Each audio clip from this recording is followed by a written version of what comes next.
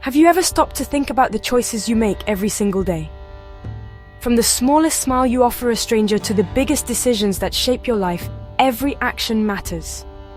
This is the core idea of karma. It's a simple yet powerful concept. Karma is not about punishment or reward from some outside force. It is the natural result of our own actions. Think of it like planting a seed. If you plant a mango seed, you will get a mango tree. You will not get an apple tree. The action of planting the seed directly leads to the fruit you receive. In the same way, the actions we put out into the world create the results we experience in our own lives. It's a universal law of cause and effect. This concept has been talked about for thousands of years in many different traditions, but you don't need to be a monk or a philosopher to understand it. You just need to be aware. You just need to pay attention to your life. Karma is like an echo. When you shout into a valley, the sound that comes back to you is the sound you made. It's your own voice returning. If you send out shouts of anger, anger is what you will hear in return. If you send out songs of joy, joy is what will echo back into your heart. Our lives are like that valley. The energy we put out, whether it is positive or negative, eventually finds its way back to us, shaping our reality. Many people think karma is a system of cosmic justice, like a universal judge keeping score. But it's much more personal and immediate than that. It's about the energy we carry and create. When you act with kindness, you are not just doing something good for someone else. You are also cultivating a kind and positive energy within yourself. This energy changes how you see the world. It attracts similar energy from others. Your mind becomes a more peaceful place to live. The world around you starts to feel more supportive and friendly. Karma works from the inside out, transforming our own state of being long before the external results appear.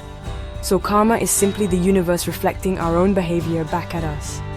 It's a mirror. What you see in the mirror is a direct reflection of what you are showing it.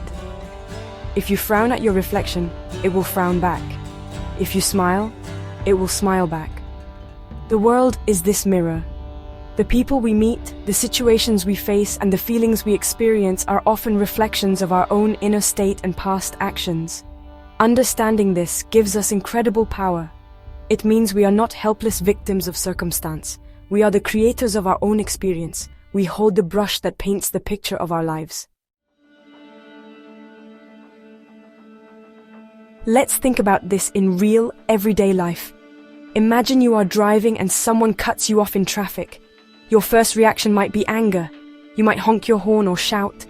This is a negative action. What happens next? You carry that anger with you. Your heart rate is up. You feel stressed. And you might be rude to the next person you meet, like the cashier at the grocery store. You have passed that negative energy along. Later, you might find that your whole day feels off. This is a small example of bad karma. The negative action created a negative feeling inside you, which then affected your entire day, creating more negativity. Now, let's look at the other side. Think about a time you chose to be kind when it was not required. Maybe you held the door open for someone with their hands full. You saw them smile and say thank you. That small act of kindness probably made you feel good. It was a positive action. That good feeling might have stayed with you. Perhaps it made you more patient with a coworker later that day. Your positive energy created a small ripple, making your environment a little bit better. This is good karma in action. The positive choice you made returned to you instantly as a positive feeling, and it continued to spread, creating a more positive reality around you. Consider a more significant example. Someone who consistently gossips about their friends and colleagues might find that over time, people no longer trust them. They may feel isolated and lonely, wondering why they can't maintain deep connections. They might not connect their loneliness directly to their habit of gossiping. But the action of breaking trust has the natural consequence of being untrusted. The universe is not punishing them. It is simply a direct result. Their actions created a reputation and an energy that pushes people away. The echo of their words has returned to them as silence and distance from others who no longer feel safe sharing their lives. On the flip side, someone who is known for being genuinely supportive and a good listener will naturally attract strong, loyal friendships. When they go through a difficult time, they will find themselves surrounded by people who want to help them. This is not because they are lucky. It is because they have spent years planting seeds of trust, support, and compassion. The good they have put out into the world has created a strong support system. The kindness they have shown to others has returned to them in their time of need. Karma is this beautiful and sometimes difficult cycle of our actions creating the world we live in. Let me tell you a story about a young woman named Maya. Maya was a student who didn't have much money, but she had a kind heart. One rainy afternoon, she saw an elderly man, Mr. Chen, struggling to fix a flat tire on the side of the road. He looked worried and was getting soaked by the rain. Many cars just drove past, but Maya pulled over. She didn't know much about cars, but she offered to help. She held the umbrella for him, called a roadside assistance service for him on her phone, and waited with him until help arrived, making sure he was safe. Mr. Chen was so grateful for her kindness. Maya forgot about the incident after a few days and continued with her busy life of studying and working.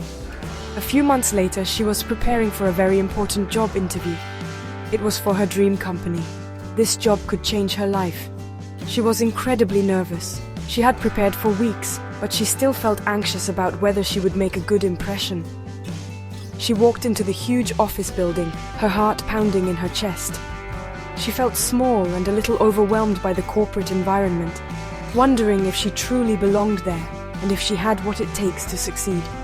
As she sat in the waiting area, a man walked out of the main office to greet her. He was the head of the department she was applying to. She looked up, and to her surprise, it was Mr. Chen. He recognized her immediately. A warm smile spread across his face. He remembered the rainy day and the young woman who had stopped to help him when no one else would. He remembered her compassion and her selfless attitude. He saw the same character in her that he wanted on his team. Her act of kindness had already shown him the kind of person she was, long before the interview even started. Mr. Chen told her that her resume was impressive, but it was her character that truly stood out. He knew she was someone who would help a teammate in need, someone who acted with integrity. Maya aced the interview, feeling more confident after his warm welcome. She got the job. Her simple act of kindness on a rainy day had come back to her in the most unexpected and wonderful way. She didn't help Mr. Chen to get something in return. She helped him because it was the right thing to do. But the universe has a way of completing the circle. Her good karma returned, opening the door to her future. Understanding karma is not about living in fear of doing something wrong. It is about living with greater intention and awareness. It empowers us. It transforms us from passive passengers in life to active drivers. When you know that your thoughts, words, and actions are the seeds of your future, you start to choose them more carefully. You begin to ask yourself, what kind of future am I creating with this choice right now? Is this action planting a seed of peace or a seed of conflict? This simple question can become your inner guide, helping you navigate life with more wisdom and grace. It makes you the master of your own destiny.